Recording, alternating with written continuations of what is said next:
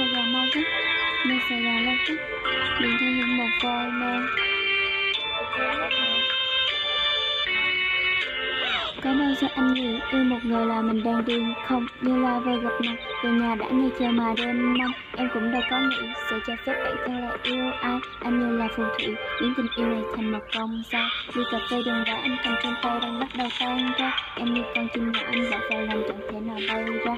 Darling, anh có phải đang lừa dối em chăng? Say no đó, anh chẳng mong vào lời đó chăng.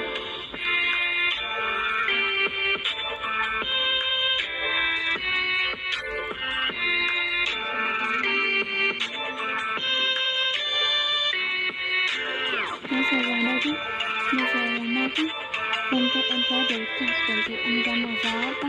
Nói Sài Gòn đâu chứ, nói Sài Gòn đâu chứ, không cho em có đủ thật để giữ anh ra màu gió bắc. Tên của anh thành câu cửa miệng, sản phẩm kia là thất viện. Bao nhiêu lần em say em khóc cũng chẳng ngăn nổi em thôi đi. Em có thể vì tình yêu mà làm tất cả mọi thứ, nhưng anh có sẵn lòng nắm tay em thêm vài giây được chứ.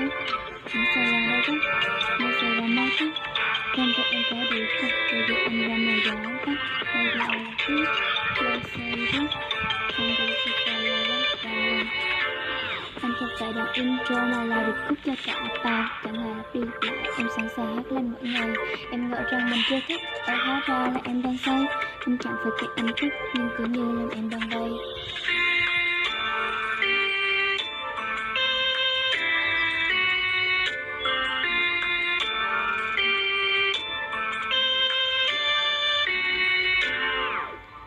Nhưng mà anh có sợ rồi sao?